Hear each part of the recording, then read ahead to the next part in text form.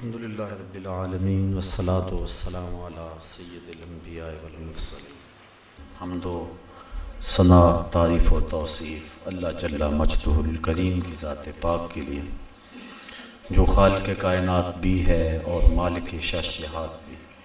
اللہ جل وعلا کی حمد و ثنا کے بعد حضور نبی اکرم، شفیع امم، رسول محتشم، نبی مکرم، اللہ کے پیارے، امت کے سہارے، رب کے محبوب، دانائے غیوب، مالک رقاب امم، فخر عرب و عجم، والی کون و مکان، سیاہ لا مکان، سید انس و جاں، سرور لالا رخاں، نیر تاباں، سرنشین مہوشاں، ماہ خوباں، شہنشاہ حسینہ، تتمہ دوراں، سر خیل زہرہ جمالاں، جلوہ صبح ازل، نور ذات لم یزل، باعث تکوین عالم، فخر آدم و بنی آدم، نیر بطحا، رازدار ما اوہا، شاہد ما طغا، صاحب علم نشرہ، معصوم آمنہ احمد مجتبیٰ، حضرت محمد مصطفیٰ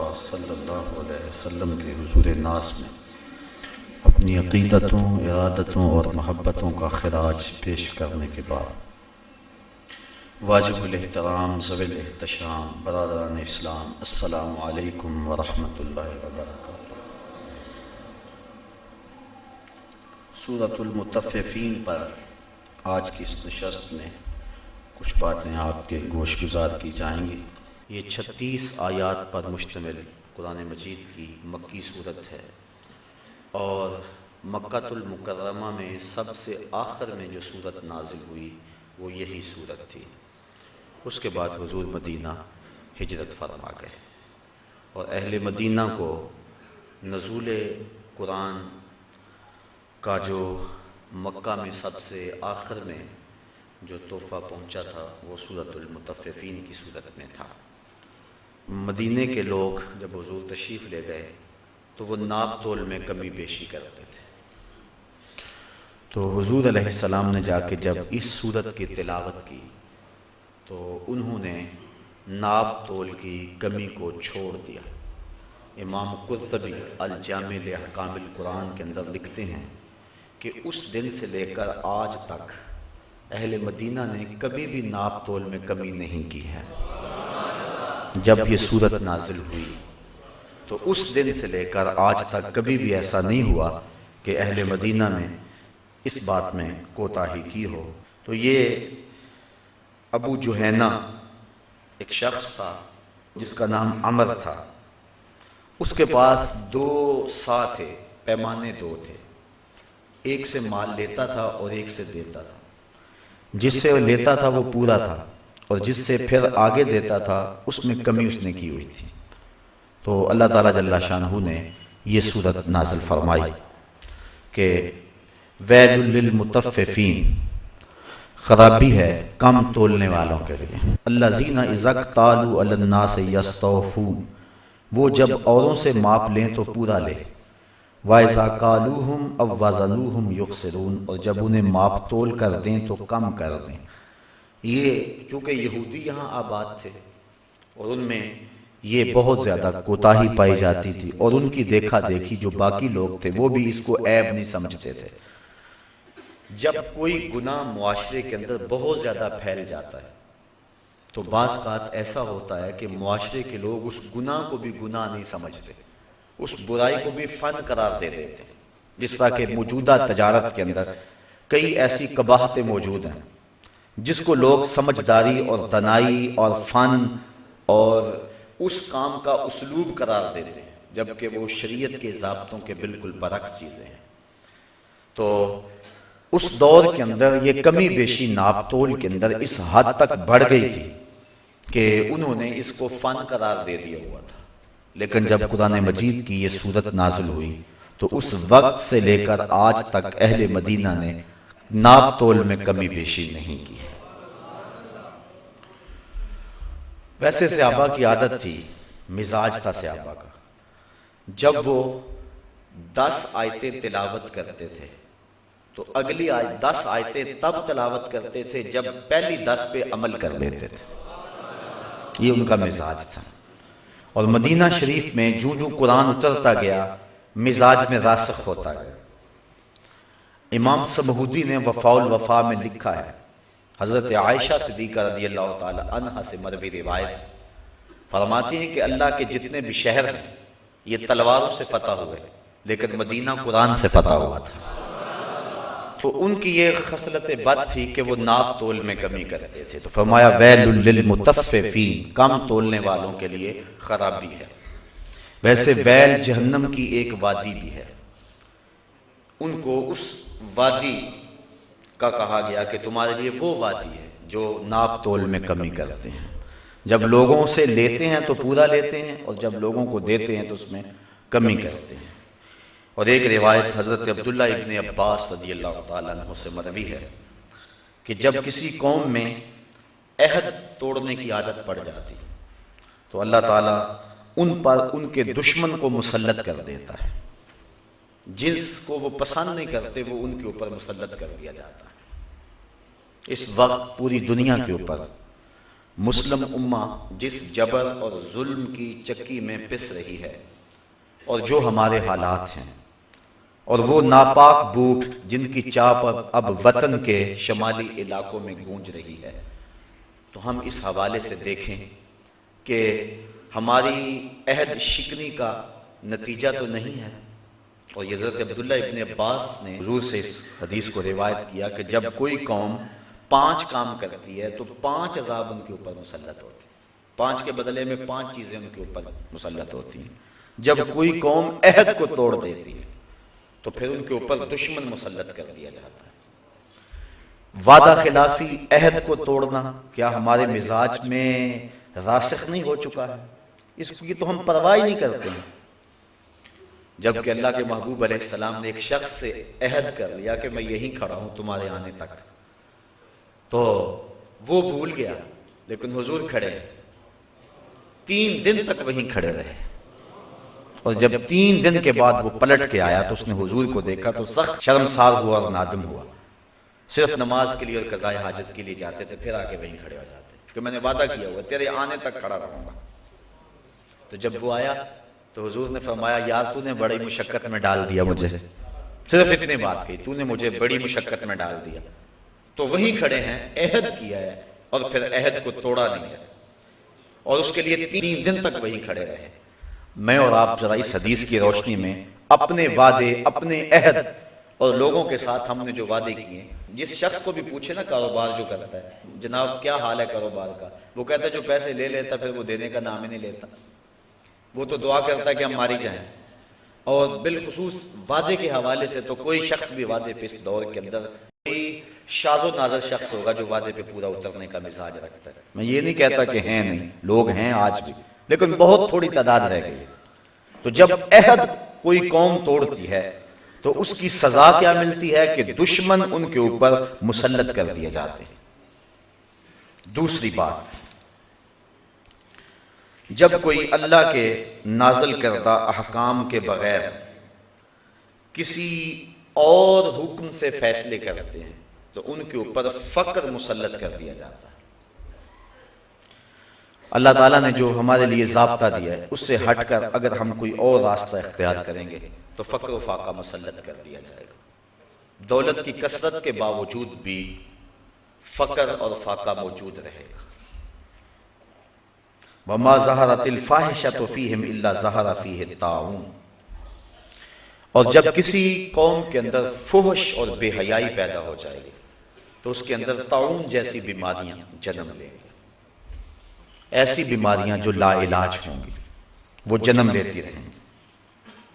اور جب کسی قوم کے اندر ناپ تول میں کمی آ جاتی ہے تو زمین کے جو سبزے ہیں اللہ تعالیٰ ان کو روک لیتا ہے، اور جب کوئی قوم زکوٰۃ دینا چھوڑ دیتی ہے تو اللہ تعالیٰ ان سے بارش کو روک لیتا ہے۔ بے وقت بارش ہوتی ہے، وقت پہ بارش نہیں ہوتی، جب ضرورت ہے اس وقت نہیں ہوتی، تو یہ عذاب کی ایک صورت ہے۔ تو جو ان 5 امراض میں مبتلا ہوں گی ان کو یہ 5 سزائیں اس کی لازمی طور پہ دی جائیں گی۔ تو ناپ تول میں کمی اللہ کی رحمتوں سے بندے کو محروم کرتی ہے. اور مدینہ شریف پہنچتے ہی سب سے پہلا حکم جو سنایا وہ یہ تھا، چونکہ مدینے کی ریاست کا آغاز حضور نے کیا تھا اور دنیا کے اوپر جو ہے یہ پہلی باقاعدہ نظریاتی ریاست تھی، اور جس ریاست کے اندر معاملات کی صحت سے معاشرتی صحت کو برقرار رکھنا تھا، اس لیے اگر دیانت اور صداقت کسی قوم میں پائی جائے تو اس قوم کے اندر بہتری آ جاتی ہے، اور ظلم پایا جائے تو بہتری نہیں آتی. بلکہ ایک عربی کا مقولہ ہے کہ الملک یدوم بالکفر ولا یدوم بالظلم. ملک جو ہیں وہ کفر سے تو قائم رہ سکتے ہیں، ظلم سے قائم نہیں رہ سکتے ہیں. تو آج ہمارے ہاں ظلم پورے عروج پہ ہے. تو اللہ تعالیٰ نے ان لوگوں کی مذمت فرمائی جو ناپ تول میں کمی کرتے ہیں. جب لوگوں کو دیتے ہیں تو اس سے کم دیتے ہیں، اور جب لوگوں سے لیتے ہیں تو پورا لیتے ہیں. الا یظن اولئک انہم مبعوثون، کیا ان کو گمان نہیں کہ انہیں قیامت کے دن اٹھایا جانا ہے؟ لیوم عظیم، ایک عظمت والے دن کے لیے. یعنی یہ عقیدہ اگر ہو تو پھر انسان ناپ تول میں کمی نہیں کر سکتا. جہاں کوئی پولیس کوئی ایجنسی نہیں پہنچ سکتی وہاں یہ عقیدہ پہنچتا ہے. یہ خیال کہ میں آج جو بھی کر رہا ہوں کوئی مجھے دیکھ رہا ہے یا نہیں دیکھ رہا، اللہ تو دیکھ رہا ہے، اور کل قیامت کے دن ہر شے تش تس بام تو ہو جانا. اس دن تو ہر شے سامنے آ جائے گی. یوم تبلی السرائر فما لہ من قوت ولا ناصر، سورہ طارق کے اندر فرمایا اس دن سارے راز کھول کے سامنے رکھ دیے جائیں گے، پھر کوئی مدد کرنے والا مدد نہیں کر سکے گا، کوئی پردہ پوشی اس دن پھر نہیں ہوگی. اس دن ہر شے کھل کے سامنے آ جائے گی. جس دن چہروں سے نقاب ادھیڑ دیے جائیں گے، اور جب لوگ برہنہ کر دیے جائیں گے اور ہر شے کھل کے سامنے آ جائے گی، اس دن یوم تبلی السرائر، سرائر سر کی جمع راز کی، جس دن سارے راز کھول دیے جائیں گے، تو اس دن تو کوئی پوشیدگی نہیں ہوگی. تو یہ عقیدہ کہ اس دن میں اپنے رب کے روبرو حاضر ہوں گا، ایک دن ہوگا جو 50,000 سال پر مشتمل ہوگا، اس دن ہر شے سامنے آ جائے گی. الا یظن اولئک انہم مبعوثون، کیا وہ یہ نہیں جانتے، انہیں یہ گمان نہیں ہے کہ اپنے رب کے حضور انہوں نے حاضر ہونا ہے. لیوم عظیم، عظمت والے دن کے لیے انہوں نے اپنے رب کے حضور آنا ہے. یوم یقوم الناس لرب العالمین، جس دن لوگ اپنے رب کے حضور حاضر ہوں گے، کھڑے ہوں گے. یوم، جس دن، یقوم الناس، لوگ کھڑے ہوں گے، لرب العالمین، اپنے تمام جہانوں کے رب کے حضور. کتنی دیر کھڑے رہیں گے؟ بعض نے کہا کہ 300 سال کھڑے ہوں گے. جب رب کا سامنا ہوگا 300 سال تک کھڑے رہیں گے. بعض نے کہا کہ 1000 سال تک اپنے رب کے سامنے کھڑے رہیں گے. حضرت سری سختی رضی اللہ تعالیٰ عنہ فرماتے ہیں میں تو اس بات سے ڈرتا ہوں کہ اپنے رب کا سامنا کیسے کروں گا، کیسے اپنے رب کا سامنا کروں گا. تو یہ دن ہوگا جس دن ہر شخص کو اپنے رب کے حضور کھڑا ہونا پڑے گا. یوم یقوم الناس لرب العالمین، اس دن ہر شخص اپنے رب کے حضور کھڑا ہوگا، اور کوئی 1000 سال تک، کوئی 300 سال تک، کوئی 100 سال تک. یہ مختلف روایتیں ہیں، لوگوں کی مختلف حالتیں ہو سکتی ہیں، لیکن جس کے اعمال کا سلسلہ ستھرا ہوا، جو تنہائی میں اپنے رب سے ڈرتا رہا، جس نے خلوت کے اندر اپنے نفس کا محاسبہ کیا، تو قیامت کے دن جو وہ اپنے رب کے ہاں کھڑا ہوگا تو ایسے ہی اسے لگے گا جس طرح فرض نماز پڑھنے کے لیے کھڑا ہو گیا اور سلام بھی پھیر دیا. بس اتنا وقت لگے گا اور 300 سال گزر جائیں گے، 100 سال گزر جائیں گے، 1000 سال گزر جائیں گے، اور اتنا وقت لگے گا جیسے فرض نماز پڑھی ہے. اور جس کے کندھے پر بوجھ ہوا، ندامت کا احساس ہوا، اس کے لیے 100 سال بھی بھاری ہو جائیں گے. اس کے لیے تو ایک لمحہ قیامت ہوگا. وہ کیا اقبال نے کہا تھا، مہینے وصل کے گھڑیوں کی صورت اڑتے جاتے ہیں، مگر گھڑیاں جدائی کی گزرتی ہیں مہینوں میں. جو وصل کے لمحے ہیں وہ تو یوں ہی گزر جائیں گے. 300 سال بندہ کھڑا ہوگا، لگے گا فرض پڑے اور بس وہ جلوہ ہٹ بھی گیا ہے، 300 سال گزر گئے ہوں گے. تو جو مومن ہوگا، جس کو دیدار سے فرحت مل رہی ہوگی، جو لذت میں ہوگا، جو سرور و نشاط میں ہوگا، اس کے لیے لمبی مسافت اس طرح گزر جائے گی. جس طرح کہ آتا ہے کہ جب مومن قبر میں جاتا ہے اور کافر قبر میں جاتا ہے، فرق ہے. کافر کے لیے تو بن گئی مصیبت قبر میں، قیامت کب آئے اور وہ عذاب سہ رہا ہے.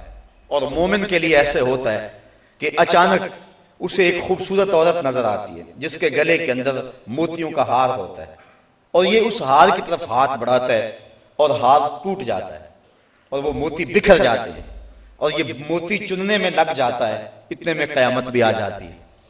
یعنی اس کی قبر کی ساری زندگی جو کہ صدیوں پر مشتمل ہے تھوڑے لمحوں میں یوں بیت جائے گی. اور اسی طرح جو اللہ کے حضور لوگ کھڑے ہوں گے تو 300 سال، 1000 سال یا 100 سال، بہرحال جتنا بھی طویل عرصہ ہوگا، جو اس کے دیدار کے طالب ہوں گے، جن کا کھاتا صاف ہوگا، جن کو نیکیوں کا نور نصیب ہو چکا ہوگا، جن کی آنکھ میں شوق دیدار ہوگا، تو اتنی لمبی مسافت 2 لمحوں میں گزر جائے گی. اور جس نے اپنے کندھوں پہ ندامتوں کے بوجھ رکھے ہوئے ہوں گے اور جس نے گناہوں کا وزن اکٹھا کر لیا ہوگا، اس کے لیے تو ایک گھڑی بھی مشکل ہوگی، اور چہ جائے کہ اس کو 300 سال یا 1000 سال اپنے رب کا سامنا کرنا پڑے گا. تو بڑا سخت دن ہوگا اور اس دن لوگ اللہ کے حضور ضرور کھڑے کر دیے جائیں گے. اللہ اکبر. آگے فرمایا کلا ان کتاب الفجار لفی سجین، بے شک کافروں کا لکھا ہوا سجین میں رکھ دیا جائے گا. جو ہم کر رہے ہیں نیکیاں یا بدیاں وہ لکھی جا رہی ہیں. قیامت کے دن بندے کے نامہ اعمال اس کے ہاتھ میں دیے جائیں گے. جس کے اعمال اچھے ہو اس کے دائیں ہاتھ میں نامہ اعمال دیا جائے گا، جن کے اعمال بد ہوئے اس کے بائیں ہاتھ میں نامہ اعمال دیا جائے گا. اور جب انسان اپنا نامہ اعمال کھولے گا تو وہ کیا کہے گا؟ ما لہذا الکتاب لا یغادر صغیرۃ ولا کبیرۃ الا احصاها. ہاں اس کتاب کو کیا ہو گیا، اس نے چھوٹی بڑی کوئی بات نہ چھوڑی، سب کچھ لکھ دیا. یہ تو بات میں نے مزاح میں کہی تھی، یہ تو چلتے چلتے میری آنکھ ہی بھٹکی تھی. تو وہ کہے گا کہ اس نے سب کچھ لکھ دیا، اور ایک ایک چیز اس کتاب پہ لکھی ہوئی ہوگی. اور اس وقت بڑی سختی اور بڑی پریشانی لاحق ہوگی. تو جو برے لوگ ہوں گے، فاجر ہوں گے، فاسق ہوں گے، کلا ان کتاب الفجار لفی سجین، ان کی کتاب جو ہے وہ فجار کا جو لکھا ہوا ہے ان کے جو نامہ اعمال ہوں گے سجین میں رکھ دیے جائیں گے. اور یہ حضرت مجاہد سے روایت کرتے ہیں کہ یہ 7ویں زمین کے نیچے ایک چٹان ہے. اور ایک اور روایت جس کو حضرت کعب نے روایت کیا ہے وہ یہ ہے کہ یہ 7ویں زمین کے نیچے ایک کالے رنگ کی چٹان ہے جس کے اندر ان لوگوں کے اعمال نامے رکھے جائیں گے. اب محفوظ ہو رہے ہیں، جو بروں کے اعمال نامے وہ بھی محفوظ ہو رہے ہیں، جو اچھوں کے اعمال نامے ہیں وہ بھی محفوظ ہو رہے ہیں. بروں کے اعمال نامے، فجار کے اعمال نامے سجین میں رکھے جا رہے ہیں. اور وہ 7 زمینوں کے نیچے ایک سیاہ رنگ کا پتھر ہے، چٹان ہے، ایک وادی ہے، ایک اس میں رکھے جا رہے ہیں. وما ادراک ما سجین، اور فرمایا تم کیا جانو کہ وہ سجین کیا ہے؟ تمہیں نہیں پتا وہ سجین کیا ہے. تمہارے نامہ اعمال وہاں لکھے جا رہے ہیں، یہاں کر رہے ہو، یہاں فرشتے بھی لکھ رہے ہیں، وہاں بھی لکھے جا رہے ہیں. کتاب مرقوم، وہ رقم کی گئی کتاب ہے، لکھے گئے نام اعمال ہیں. ویل یومئذ للمکذبین، خرابی ہے اس دن ان لوگوں کے لیے جو آخرت کے دن کو جٹلاتے ہیں، جو اس دن کی تکذیب کرتے ہیں. الذین یکذبون بیوم الدین، جو انصاف کے دن کو جٹلاتے ہیں. وہ کہتے ہیں یہ جہاں مٹھا اگلا کس نے مٹھا، کوئی کہتا ہے دیکھ لیں گے، کوئی کہتا ہے بابر بیش کوش کے عالم دوبارہ نیست، یہ دنیا ہی سب کچھ ہے، بس زندگی کے نفع اس دنیا سے ہی حاصل کر لو. اس کی ساری ترجیحات دنیا ہیں.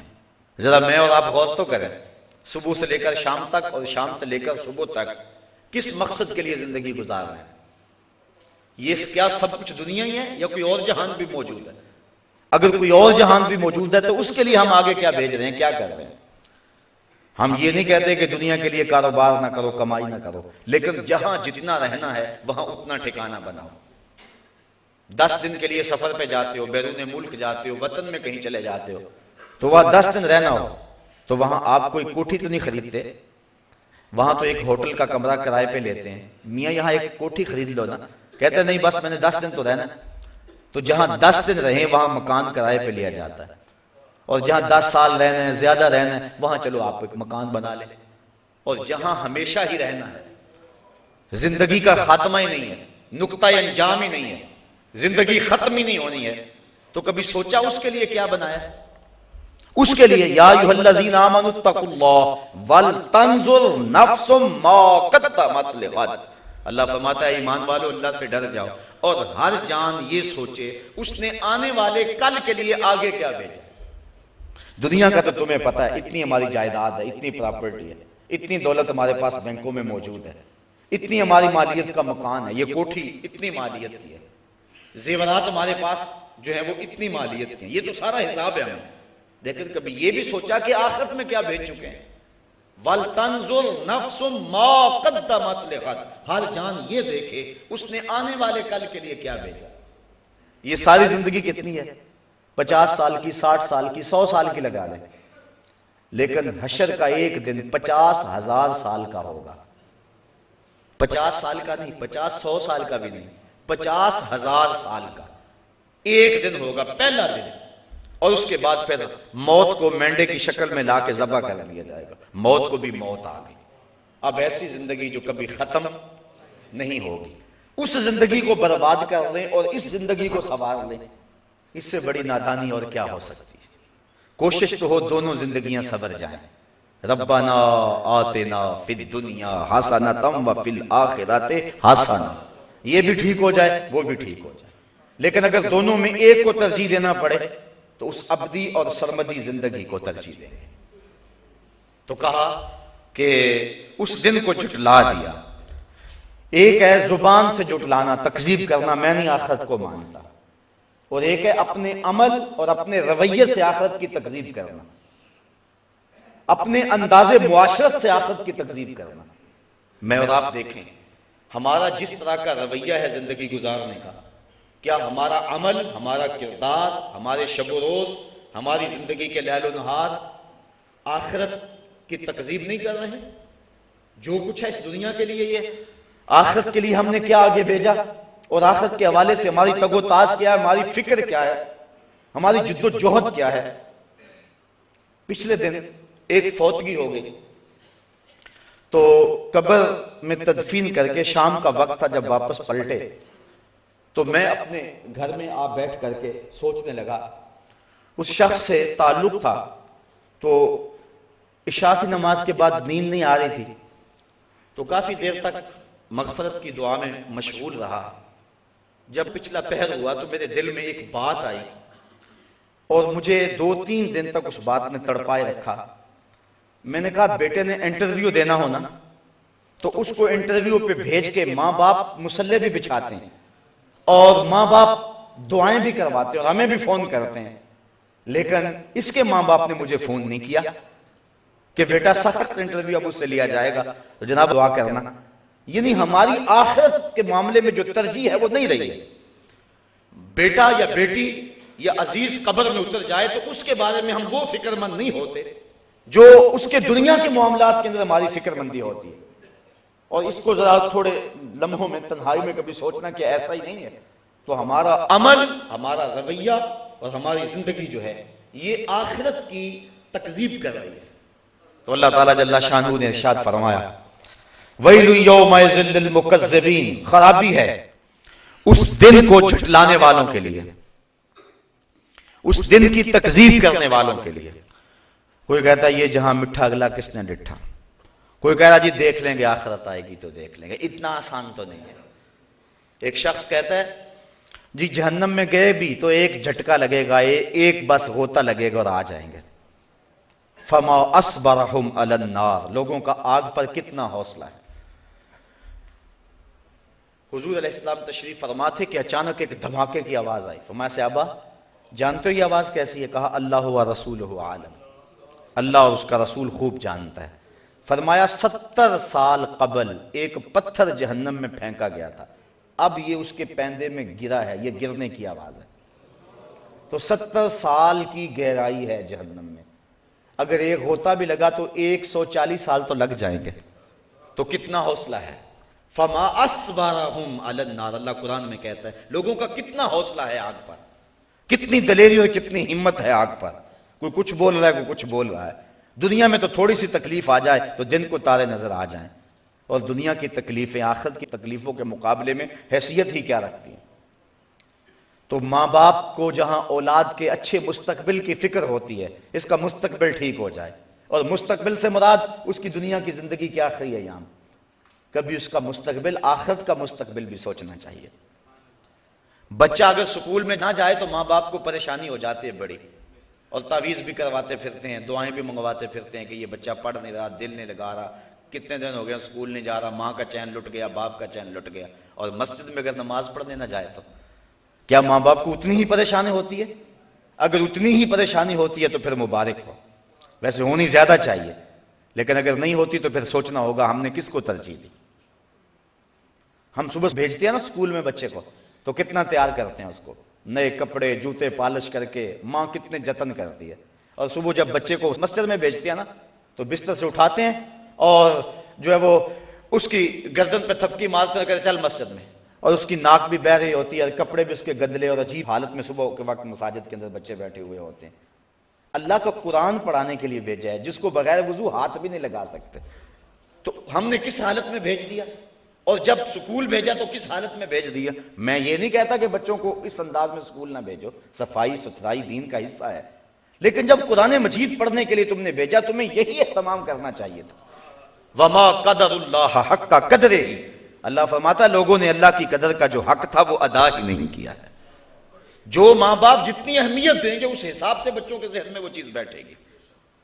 تو فرمایا وما ادراک ما سجین کتاب مرقوم ویل یومئذ للمکذبین الذین یکذبون بیوم الدین وما یکذب بہ الا کل معتد اثیم، اور آخرت کو وہی جھٹلائے گا جو سرکش اور گناہگار ہوگا، جس کے سینے میں خوف خدا کی چنگاری موجود ہوگی، وہ آخرت کی قولاً عملاً کبھی بھی تکذیب نہیں کرے گا۔ اس کی زندگی کا سب سے اہم مسئلہ یہ ہوگا۔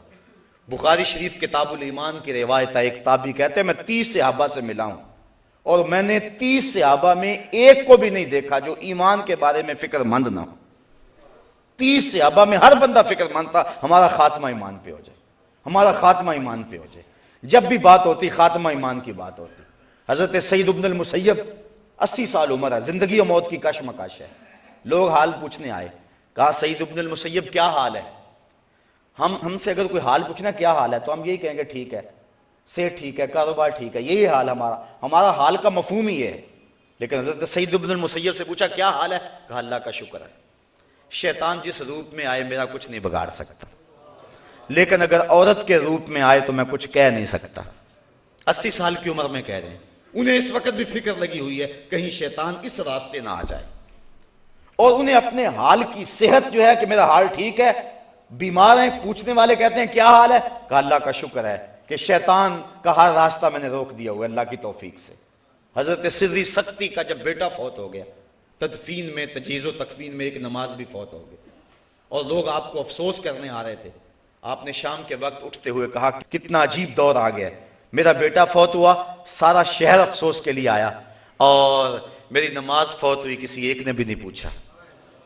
تو یہ فکر والی باتیں ہیں۔ تو کہا وما یکذب بہ الا کل معتد اثیم، اور اسے نہ جھٹلائے گا مگر ہر سرکش آدمی۔ اذا تتلی علیہ آیاتنا قال اساطیر الاولین، جب اس کے سامنے یہ آیتیں پڑھی جاتی ہیں وہ کہتا ہے یہ پچھلوں کی قصے کہانیاں ہیں۔ قرآن بھی اس کے من میں جو ہے وہ زیر و بم پیدا نہیں کرتا، قرآن کی آیتیں بھی اس کے اندر روشنی پیدا نہیں کرتی، وہ اتنا اس کا دل جو ہے وہ سیاہ ہو گیا ہے۔ اور یہ کیوں کہتا ہے کہ یہ پچھلوں کی کہانی ہے؟ یہ قولن کہے یا عملن کہے؟ کلا بل ران علی قلوبہم ما کانوا یکسبون، کلا بل کوئی نہیں بلکہ ران علی قلوبہم اس کے دل پر زنگ چڑھا دیا گیا ہے، زنگ چڑھ گیا ہے، ما کانوا یکسبون، اللہ تعالیٰ نے زنگ نہیں چڑھایا، اس کی کرتوتوں کی وجہ سے زنگ چڑھ گیا، دنیا میں انہماک کی وجہ سے زنگ چڑھ گیا، گناہوں کی کثرت کی وجہ سے زنگ چڑھ گیا۔ اور ایک حدیث میں آتا ہے جب کوئی شخص گناہ کرتا ہے تو اس کے دل کے اوپر ایک سیاہ نقطہ پڑتا ہے، اگر وہ توبہ کر لے دل صاف ہو جاتا ہے، لیکن اگر وہ توبہ نہیں کرتا گناہ پہ پھر گناہ کرتا ہے تو ایک نقطہ اور ساتھ لگ جاتا ہے، پھر گناہ کرتا ہے تیسرا نقطہ لگ جاتا ہے، حتیٰ کہ اس کا پورا دل سیاہ ہو جاتا ہے۔ اور جب پورا دل سیاہ ہو جائے تو پھر کوئی نیا گناہ کا نقطہ لگنے سے اسے محسوس ہی نہیں ہوتا۔ چٹا لباس ہو، ایک بھی کالا داغ لگ جائے تو پریشانی ہوتی ہے، اور جب سارا لباس ہی داغ داغ ہو جائے تو پھر کوئی نیا داغ اس کو محسوس ہی نہیں ہوگا۔ اور دوسری مثال سے یوں سمجھایا گیا، فرمایا کہ جب کوئی شخص گناہ کرتا ہے تو اس کے دل کے برتن میں سوئی کے ناکے کے برابر سوراخ ہو جاتا ہے، اور اگر وہ توبہ کرتا ہے تو وہ بند ہو جاتا ہے، اور نہیں تو پھر اس کے ساتھ تھوڑا سا اور سوراخ بڑھ جاتا ہے، حتیٰ کہ گناہ کرتا رہتا ہے اور سوراخ ہوتے رہتے ہیں۔ پھر اس کے دل کی مثال غربال کی طرح ہو جاتی ہے۔ غربال کہتے ہیں چھاننی کو، جس کے پورے پیندے کے اندر سوراخ ہوتے ہیں۔ جب اس کا دل چھاننی بن جاتا ہے تو قرآن کی آیتیں ہوں، احادیث رسول ہوں، نصیحت کرنے والوں کی نصیحت ہو، کچھ بھی ہو، اٹھتے ہوئے جنازے ہوں، پھیلی ہوئی قبریں ہوں، عبرت کے ہزاروں نشان ہوں، لیکن جس طرح چھاننی کے اندر جتنا مرضی پانی ڈالو ایک قطرہ بھی نہیں ٹھہرتا، اس کے دل کے اندر کوئی شے بھی نہیں ٹھہرتی۔ سارا قرآن بھی پڑھ کے سنا دو، اس کو ایک قطرہ بھی نصیب نہیں ہوتا، کیونکہ اس کا دل چھاننی کی طرح ہو جاتا ہے اور اس کے دل میں کوئی شے نہیں ٹھہرتی۔ یا تو اس چادر کی طرح ہو جاتا ہے جس کے اوپر سیاہیاں ہی مل دی جائیں، اب کوئی نئی سیاہی پریشانی کا باعث نہیں ہوگی۔ ہم جب پیدا ہوئے تھے تو ہم ناپاک پیدا نہیں ہوئے تھے، ہمارا دل پاک تھا، گناہ کا کوئی داغ ہمارے ضمیر پہ نہیں تھا۔ نفس پلیت پلیت چا کیتا، اسی آپ پلیت تا ناسے، یعنی نفس نے میں پلیت کیا، ہم خود پلیت تو نہیں تھے۔ میاں صاحب فرماتے ہیں چٹی چادر عملہ والی تے داغ نہ لامی جنیاں، پھر نہ آکھیں حشر دہاڑے حال ربا کی بنیاں۔ یہ سفید چادر ہے، اس کے اوپر اگر گناہ کا داغ لگتا چلا جائے گا دل سیاہ ہو جائے گا، اور جب دل سیاہ ہو گیا تو پھر حق اور باطل کی تمیز نہیں رہے گی۔ امام غزالی نے احیاء کے اندر ایک روایت نقل کی ہے کہ جب کوئی شخص گناہ کرتا ہے اور وہ مومن ہے تو اس کی کیفیت ایسے ہوتی ہے جس طرح پہاڑ کے نیچے آ گیا، ابھی گر نہ جائے اور یہ کچلا نہ جائے، اور جلدی جلدی وہ توبہ کرتا ہے، بے چین ہو جاتا ہے، مضطرب ہو جاتا ہے۔ گناہ کر گیا، نماز چھٹ گئی، گناہ ہو گیا، کسی کا دل دکھا بیٹھا، اذیت دے بیٹھا، کسی کو کوئی ملاوٹ حرام کی کر بیٹھا، کوئی مسئلہ بن گیا، بس اس کا دل بے چین ہے، بے تاب ہے۔ یہ مومن کی شان ہے۔ اور منافق کی یہ کیفیت ہے، جب گناہ کرتا ہے تو سمجھتا ہے کہ بدن کے اوپر مکھی بیٹھی تھی اور میں نے اس کو اڑا دیا۔ اب میں اور آپ ذرا دیکھیں کہ ہماری کیفیت کیا ہے گناہ کرنے کے بعد۔ اگر ایسا ہے کہ ہم محسوس کرتے ہیں کہ احد پہاڑ کے نیچے آ گئے تو پھر تو مبارک ہو، اور اگر گناہ کرنے کے بعد بھی احساس گناہ نہیں ہوتا تو پھر مجھے اور آپ کو فکر کرنی چاہیے۔ فرمایا کلا بل ران علی قلوبہم، بلکہ ان کے دلوں پر زنگ چڑھا دیا گیا، ما کانوا یکسبون، ان کی کرتوتوں کی وجہ سے، ان کے برے اعمال کی وجہ سے ان کے دلوں کے اوپر زنگ چڑھا دیا۔ اب اس زنگ کی وجہ سے انہیں حق اور باطل کی کوئی تمیز نہ رہی۔ آگے فرمایا کلا انہم عن ربہم یومئذ لمحجوبون، ایک تو یہ کہ ان کے دل پہ زنگ چڑھ گیا، دوسرا کل قیامت کے دن جب رب کے جلووں کی فراوانی ہوگی یہ لوگ اپنے رب کا دیدار نہیں پا سکیں گے۔ اللہ اکبر۔ کلا ہاں ہاں انہم عن ربہم، بے شک یہ اپنے رب سے، یومئذ اس دن، لمحجوبون پردے میں ہوں گے، انہیں دیدار الہی نصیب نہیں ہوگا، ان کو اس کے جلوے نہیں ملیں گے، اور جس کو رب کا جلوہ اس دن بھی نہ ملا۔ ویسے تو اللہ نے قرآن میں فرمایا من کان فی ہذہ اعمی فہو فی الآخرۃ اعمی، جو اس دنیا میں اندھا رہا کل قیامت کے دن بھی اندھا ہی اٹھایا جائے گا۔ اس سے ان آنکھوں کی بے نوری مراد نہیں ہے، دل کی بے نوری مراد ہے۔ دل بینا بھی کر طلب خدا سے، کہ آنکھ کا نور دل کا نور نہیں ہے۔ اگر آج روشنی نہ ملی، آج مقصد زندگی حاصل نہ ہوا، جس چیز کے لیے اور جس مقصد کے لیے دنیا پہ آئے تھے وہ آج حاصل نہ ہوا تو کل بھی آنکھوں میں بے نوری ہوگی، کل بھی دل اندھا ہوگا۔ جو آج اس کا دیدار نہ پا سکا کل بھی نہ پا سکے گا۔ تو اس دن وہ اپنے رب سے پردے میں ہوں گے، حجاب میں ہوں گے، لمحجوبون، انہیں اپنے رب کا دیدار نصیب نہیں ہوگا۔ اللہ اکبر۔ محجوبون کا ترجمہ امام قرطبی کرتے ہیں ان کرامتہ و رحمتہ ممنوعون، اور حضرت قتادہ فرماتے ہیں ان اللہ لا ينظر الیہم برحمتہ ولا یزکیہم، کہ اللہ تعالیٰ ان کی طرف نظر رحمت سے نہیں دیکھے گا، ان کو ستھرا بھی نہیں کرے گا، ان کو پاک بھی نہیں کرے گا۔ اور رحمت کی نگاہ ان پہ نہیں کرے گا، اور نگاہ ہوگی بھی تو قہر و غضب کی نگاہ ہوگی ان کے اوپر۔ اللہ اکبر۔ ثم انہم لصال الجحیم، پھر ان کو ہانکا جائے گا جہنم کی طرف۔ ویسے جہنم کو حشر کے میدان کے اندر زنجیریں ڈال کر 70,000 فرشتے لے کر کے آئیں گے، اور جہنم کا چنگھاڑنا وہ اتنا سخت ہوگا کہ سینوں کے اندر دل دہلیں گے، اور پھر جہنم ایک لمبی سی گردن نکالے گی، اس کو ایک گردن دی جائے گی، اور ایسے لوگوں کو وہ اپنی گردن میں لپیٹ کر اپنے اندر کھینچ لے گی۔ ایک تو طریقہ یہ ہوگا جہنم میں جانے کا، اور دوسرا طریقہ ان کو پیشانی کے بالوں سے اور پاؤں سے پکڑا جائے گا، جس طرح سورہ یاسین کے اندر بیان فرمایا گیا، تو پکڑ کے ان کو گھسیٹ کر کے جہنم میں لے جایا جائے گا انتہائی ذلت کے ساتھ۔ وہ چیختے چنگارتے رہیں گے لیکن ان کی کوئی فریاد نہیں سنی جائے گی۔ ثم انہم لصال الجحیم، یہ کن کی بات ہو رہی ہے؟ جو آخرت کے دن کو جٹلاتے ہیں، قرآن کی آیتیں ان پہ اثر نہیں کرتی، اس کو پچھلوں کی قصہ کہانی سمجھتے ہیں، ان کے دل پہ زنگ چڑھ چکا ہے۔ سارا قرآن بھی پڑھ کے سنا دو، من میں اجالے نہیں ہوتے، چھلنی کی طرح ان کے اندر ایک بھی قطرہ نصیحت کا نہیں ٹھہرتا۔ اللہ اکبر۔ ثم یقال ھذا الذی کنتم بہ تکذبون، پھر جہنم میں پھینک کر ان کو کہا جائے گا ھذا الذی، یہ ہے وہ، کنتم بہ تکذبون، جس کی تم تکذیب کرتے تھے، جس سے تم ڈرتے نہیں تھے، جس کی تمہیں پرواہ نہیں تھی، جس کے بارے میں تمہارا خیال تھا یہ کہیں وہم اور گمان نہ ہو، یہ واعظین کی کہانیاں نہ ہو، بس ڈراوا اور دھمکاوا نہ ہو، جس کو تم یہ کہتے تھے کوئی بات نہیں ہے، کہا جائے گا ثم یقالو، پھر کہا جائے گا ھذا الذی کنتم بہ تکذبون، یہ ہے وہ جس کی تم تکذیب کرتے تھے۔ کلا ان کتاب الابرار لفی علیین، اور فرمایا سن لو بے شک جو نیکوکار ہیں ان کا جو لکھا ہوا ہے وہ علیین میں ہوگا۔ اب علیین کیا ہے؟ آگے فرمایا وما ادراک ما علیون، علیون کیا ہے؟ تم کیا جانو علیین کیا ہے؟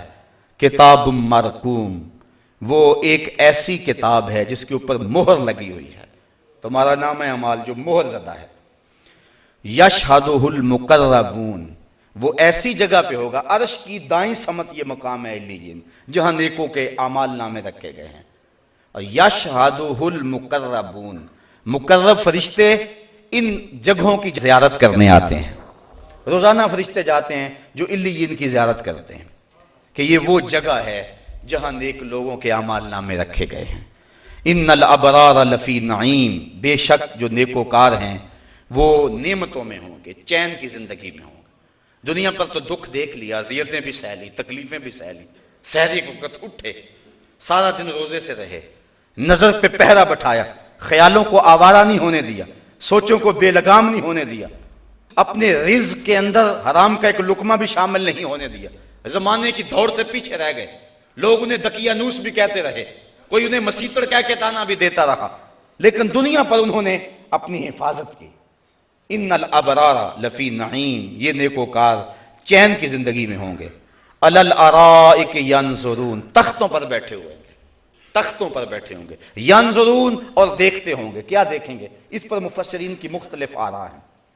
بعض کہتے ہیں کہ جہنم کے اندر جو ان کے دشمن جل رہے ہوں گے ان کو دیکھیں گے، جو ان کو دنیا پہ تانے دیتے ہوں گے ان کو دیکھیں گے، اور ایک قول یہ ہے علی الارائک ینظرون، وہ وہاں تختوں پہ بیٹھ کے اپنے رب کا نظارہ کریں گے اور جنت کی نعمتوں کو دیکھیں گے۔ تعرف فی وجوہہم نضرۃ النعیم، اور اے مخاطب تو ان کے چہروں سے ہی ان کے اندر کی تازگی کو جان لے گا، ان کے اندر کتنی خوشی ہے، ان کا دل کتنا اچھل رہا ہے، ان کے من میں کتنی خوشیوں کا احساس ہے۔ تعرف، تو پہچان لے گا، فی وجوہہم، ان کے چہروں سے، کیا؟ نضرۃ النعیم، نعمت کی جو تازگی ہے، ان کے اندر کو جو رب نے مالا مال کیا ہے، ان کے سینے میں جو اجالے کیے ہیں، اور رب کے دیدار کے بعد ان کے چہرے پہ جو تازگی آئی ہے، وہ تجھے پہچاننے میں دیر نہیں لگے گی۔ جب تو دیکھے گا تو پہچان لے گا کہ ان چہروں نے تو رب کو دیکھا ہوا ہے۔ تعرف فی وجوہہم نضرۃ النعیم، ایک تو یہ ان کو نعمت دی جائے گی۔ دوسری نعمت یسقون من رحیق مختوم، انہیں نتھری ہوئی شراب پلائی جائے گی جس کے اوپر مہر لگی ہوئی ہوئے گی۔ یسقون، یسقون پلائی جائے گی، من رحیق ایسی کہ جس میں ملاوٹ نہیں ہوگی. وہ اور ہیں جو پانی ملا کے پیتے ہیں، یہاں تو قلم لگی ہے بوتل ہلا کے پیتے ہیں. بالکل خالص شراب، شراب طہور. جس نے دنیا کی شراب سے منہ موڑا حقیقی نشہ اسے نصیب ہوگا. اللہ اکبر. یسقون من رحیق، ایک تو وہ نتھری ہوئی ہوگی، خالص ہوگی، ملاوٹ نہیں ہوگی. مختوم، دوسرا اس کے اوپر مہر بھی لگی ہوئی ہوگی. مہر لگنے کا مطلب کیا ہوتا ہے کہ اس کے اندر کی شے باہر نہیں آئی اور باہر کی شے اندر نہیں گئی، یعنی بالکل خالص. ختامہ مسک، اور اس کی مہر کس چیز کی ہوگی؟ کستوری کی ہوگی. ختامہ مسک، اس کی جو مہر اوپر لگی ہوئی ہوگی وہ کستوری کی لگی ہوئی ہوگی. بعض نے اس سے مراد ختامہ سے مہر نہیں لیا، وہ کہتے ہیں ختام سے مراد آخری گھونٹ ہے. جو اس شراب کا آخری گھونٹ ہوگا وہ کستوری کا ہوگا، جس سے منہ میں خوشبو پھیل جائے گی. اللہ اکبر. وفی ذالک فلیتنافس المتنافسون، اور جو رغبت کرنے والے لوگ ہیں ان کو چاہیے کہ ایسی شراب کی طرف رغبت کریں. یہ ہے وہ پینے والی چیز. اور ملے گی کیسے؟ اللہ اکبر. کبھی حوریں پہ لائیں گی، کبھی غلمان دیں گے، کبھی اس چشمے پہ جا کے خود پئیں گے. اور ایک وقت ایسا بھی آئے گا، اللہ اکبر، وَسَقَاهُمْ رَبُّهُمْ شَرَابًا طَهُورًا، ان کا رب انہیں اپنے دستے کرم سے پلائے گا. پھر دنیا کی ساری تھکن اتر جائے گی. جس کو وہ خود اپنے دستے کرم سے پلائے گا، اس کا دستے قدرت جو ہے وہ اس بندے کی ناز برداری کرے گا. وَسَقَاهُمْ رَبُّهُمْ شَرَابًا طَهُورًا. تو کہا فَلْيَتَنَافَسِ الْمُتَنَافِسُونَ، پھر وہ تو پینی چاہیے نا جس کو یار خود اپنے ہاتھوں سے پلائے. شراب مصفا چو روئے نگار، شراب مصفا چو لالے نگار، بدے ساکیا جام آتش لباس، کہ مستی کنند اہل دل التماس. وہ تو شراب پینے کو پھر جی چاہے گا جس کو خود وہ دستے کرم سے پلائے گا. وَمِزَاجُهُ مِن تسنیم، اور اس کے اندر تسنیم بھی ملا ہوا ہوگا. ایک اور شراب کا تذکرہ کیا گیا، وَمِزَاجُهُ، اور اس کے اندر آمیزش ہوگی، امتزاج ہوگا، من تسنیم، تسنیم کا. اور تسنیم کیا ہے؟ ایک سپیشل چشمہ ہے جو جنت میں خاص لوگوں کو اس چشمے تک جانے دیا جائے گا. تو اس کے اندر ملونی ہوگی اس تسنیم کی. عَيْنًا يَشْرَبُ بِهَا الْمُقَرَّبُونَ، وہ تسنیم کیا ہے آگے بیان کر دیا. عَيْنًا چشمہ ہے، یشرب پئیں گے بہا جس چشمے سے المقربون جو بارگاہ رب کے مقرب ہوں گے، یہ چشمہ صرف انہی کو نصیب ہوگا. ان الذین اجرموا کانوا من الذین آمنوا یضحکون، اور وہ لوگ جنہوں نے جرم کیے، مجرم تھے، کانوا من الذین آمنوا یضحکون، وہ اہل ایمان سے ہنستے تھے. اس سے مراد ابو جہل، اس سے مراد ابو لہب، اس سے مراد امام قرطبی لکھتے ہیں ولید بن مغیرہ، اور اس قبیل کے جو کافر تھے جو صحابہ کو دیکھتے، حضرت بلال حبشی کو، حضرت جو ہے وہ عمار ابن یاسر کو، اس قبیل کے جب صحابہ کو دیکھتے تو یہ ہنستے اور آوازیں کستے اور اپنی آنکھوں سے اشارے کرتے اور کہتے یہ دیکھو اسلام کے ماننے والے ہیں. اللہ تعالیٰ ارشاد فرماتا ہے ان الذین اجرموا، جنہوں نے جرم کیے، کانوا من الذین آمنوا یضحکون، وہ اہل ایمان پہ ہنستے تھے. وَإِذَا مَرُّوا بِهِمْ يَتَغَامَزُونَ، اور جب ان کے قریب سے گزرتے تو وہ آنکھوں سے اشارے کرتے، انہیں دیکھو ذرا، انہیں دیکھو. اللہ اکبر. وَإِذَا انقلبوا إِلَىٰ أَهْلِهِمْ انقلبوا فَكِهِينَ، اور جب اپنے گھر پلٹتے تو خوشیاں کرتے ہوئے پلٹتے کہ ہم نے ان کو ستایا ہے، مسلمانوں کو دکھ دیے ہیں، تکلیفیں پہنچائی ہیں. امیہ بن خلف نے کیا کچھ نہیں کیا تھا، تپتے ہوئے کوئلوں پہ حضرت بلال حبشی کو لٹایا، کبھی گلے میں رسی ڈال کر اوباشوں کے ہاتھوں میں دے دیا، اسے گھسیٹو مکے کے بازاروں میں، کبھی نوکیلے پتھروں پر آپ کو رکھا اور اوپر سے آپ کو کھینچا، کبھی کچھ کیا. لیکن بلال بھی مسکرا کے کہتے تھے تو ترش روح ہو کے گالی ہزار دے، یہ وہ نشہ ہی نہیں جسے ترشی اتار دے، تو جو کرنا ہے کر. کسی نے کہا بلال تجھے سنگریزوں پہ کھینچ رہے ہیں اور پتھروں پہ تجھے لٹا رہے ہیں اور ریت پہ تجھے گھسیٹ رہے ہیں، کوئلوں پہ تجھے ڈال رہے ہیں، اور تم عجیب آدمی ہو آگے سے مسکراتے ہو. تو حضرت بلال کہنے لگے کوئی کچا برتن بھی خریدے نا تو اس کو خوب ٹھونک بجا کے دیکھتا ہے کہ یہ کہیں خراب تو نہیں ہے، میرا رب مجھ کو خرید رہا ہے، مجھے دیکھ رہا ہے، کہیں یہ خراب تو نہیں ہے. اور بدنامی سے بڑھتا ہے محبت کا جنم. کیا کیا دکھ نہ دیے، کیا کیا اذیتوں سے نہیں یہ لوگ گزرے. اللہ اکبر. ایسا بھی ہوا کہ ایک کی دونوں ٹانگوں کو اونٹوں کی پچھلی ٹانگوں سے باندھ دیا گیا. دونوں ٹانگیں مخالف سمت اونٹ کھڑے ہیں اور ٹانگوں کو باندھ دیا گیا اور اونٹوں کو پھر دوڑنے کے لیے کہا گیا. جب اونٹوں کو ماری نا چابک اور یہ جسم لگا چرنے اور سرخ سرخ قطرے گرنے لگے.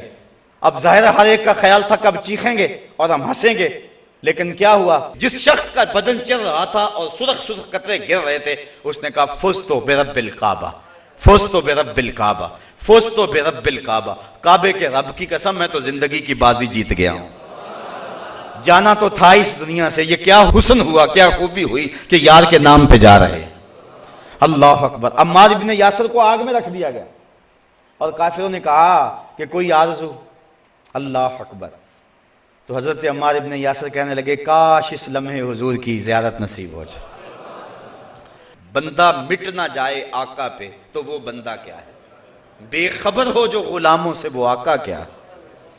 دور طیبہ سے جب بھی میں تڑپا کبھی ان کو حالات کی سب خبر ہو گئے. حضرت عمار ابن یاسر کی آنکھوں میں آنسو آ گئے، ابھی حضور نہیں پہنچے اور ان کو پکڑ کے آگ میں ڈال دیا گیا. کافر سمجھے ڈر گیا. تپتے ہوئے کوئلوں پہ آگ میں جانا اتنا آسان کام تو نہیں ہے. آدمی کہہ تو لیتا ہے لیکن جب عملاً اس مرحلے پہ پہنچتا ہے پھر پتہ چلتا ہے کتنا مشکل کام ہے. جب حضرت عمار ابن یاسر کو آگ میں ڈالا جنا آنکھوں میں آنسو آ گئے. کافر سمجھے ڈر گیا ہے. کہا منحرف ہوتا ہے تجھے چھوڑ دیں. کہا تم کچھ اور سمجھے ہو، میں کسی اور کے لیے رو رہا ہوں. پھنسی جو دام میں بلبل تو لگی یوں کہنے، پھنسی جو دام میں بلبل تو لگی یوں کہنے، کرے گا قتل گر کیا ہے تو نے اسیر مجھے، کباب شمع کے شعلہ پہ کیجئے اے سیاد، کہ شکل گل نظر آئے دم اخیر مجھے. تھوڑا سا مشکل نہ ہو جائے. بلبل کو پکڑ لیا تھا نا شکاری نے، تو بلبل نے کہا کہ تو مجھے چھوڑے گا تو نہیں، نہ میں تجھے کہتی ہوں مجھے چھوڑ دے، تو میرا کباب تو تیار کرے گا، لیکن میری ایک آرزو ہے، جب میرا کباب تیار کرے مجھے کچی آگ پہ نہیں بھوننا، مجھے جلتے ہوئے شعلے پر میرا کباب تیار کرنا ہے. کیوں؟ اس لیے کہ میں بلبل ہوں اور بلبل کی زندگی کا محبوب ترین چیز پھول ہے اور پھول تو اب ہے نہیں، تو جب جلتا ہوا شعلہ سامنے آتا ہے تو لگتا پھول ہی ہے. تو مجھے جب روح نکل رہی ہو تو دم آخر رخ یار تو سامنے ہو. پھنسی جو دام میں بلبل تو لگی یوں کہنے، کرے گا قتل گر کیا ہے تو نے اسیر مجھے، کباب شمع کے شعلہ پہ کیجئے اے سیاد، کہ شکل گل نظر آئے دم اخیر مجھے. کہا میں اس آگ سے تو نہیں رو رہا، میں تو تڑپ رہا ہوں، شکل گل نظر آئے دم اخیر مجھے. بس یہ تڑپ تھی کہ حضور تشریف لے آئے. اور کافروں نے پکڑ کے حضرت عمار ابن یاسر کو اتنی دیر میں پھر آگ میں رکھ دیا. تو حضور آگے بڑھے اور حضرت عمار ابن یاسر کے سر پہ ہاتھ رکھ دیا اور فرمایا یا نارو کونی بردم و سلامن علی عمار ابن یاسر کما کنت علی ابراہیم. اے آگ جس طرح ابراہیم پہ ٹھنڈی ہوئی تھی آج میرے عمار پہ بھی ٹھنڈی ہو جا. اور حضور نے فرمایا صبرن آل یاسر موعدکم الجنہ، آل یاسر صبر کرو، اللہ نے تم سے جنت کا وعدہ کیا ہوا. تو یہ تھوڑے دکھ تو نہیں سہے تھے، تھوڑی تکلیفیں تو نہیں سہی تھی، تانے دیتے، ان کے اوپر تھوک جاتے اور ان کو برا بھلا کہتے، بلکہ حضور کو کہتے ان لوگوں کو اٹھاؤ اپنے پاس سے پھر ہم تمہاری بات سنیں گے. تو یہ اہل ایمان پر ہنستے تھے. ان الذین اجرموا کانوا من الذین آمنوا یضحکون، ان پر ہنستے تھے. وَإِذَا مَرُّوا بِهِمْ يَتَغَامَزُونَ، اور جب ان کے قریب سے گزرتے تو آپس میں آنکھوں سے اشارے کرتے تھے. وَإِذَا انقلبوا إِلَىٰ أَهْلِهِمْ انقلبوا فَكِهِينَ، اور جب اپنے گھروں کو پلٹتے تو خوشیاں مناتے کہ ہم نے ستایا ہے، آج بلال کو دکھ دیے ہیں. وَإِذَا رَأَوْهُمْ قَالُوا إِنَّ هَٰؤُلَاءِ لَضَالُّونَ، جب مسلمانوں کو دیکھتے کہتے یہ گمراہ لوگ ہیں، یہ بہکے ہوئے لوگ ہیں. وہ کہتے تھے کہ یہ سابی ہو گئے، انہوں نے دین کو چھوڑ دیا ہوا ہے، یہ گمراہ لوگ ہیں، یہ بہکے ہوئے لوگ ہیں. بہکے ہوئے لوگ ہدایت پر گامزن لوگوں کو بہکے ہوئے کہتے. وَمَا أُرْسِلُوا عَلَيْهِمْ حَافِظُونَ، حالانکہ ہم نے ان کو ان پر نگہبان بنا کر تو نہیں بھیجا تھا. فَالْيَوْمَ الَّذِينَ آمَنُوا مِنَ الْكُفَّارِ يَضْحَكُونَ، آج یہ ایمان والے ان کو دیکھ کے ہنس رہے. کل وہ ہنستے تھے آج یہ ہنسیں گے. عَلَى الْأَرَائِكِ يَنظُرُونَ، تختوں پر بیٹھ کر دیکھتے ہیں. هَلْ صُبِّبَ الْكُفَّارُ مَا كَانُوا يَفْعَلُونَ، کیوں کچھ بدلہ ملا کافروں کو اپنے کرتوتوں کا جو وہ کہتے تھے، آج انہیں مزہ آ گیا کہ کیا کہتے تھے. تو اہل حق ہی کامیاب اور بامراد ہوں گے اور اہل باطل رسوا کر دیے جائیں گے۔ اللہ مجھے آپ کو اپنی رحمتوں اور کرم نوازیوں کا حصار دے۔ وآخر دعوانا ان الحمد للہ رب العالمین۔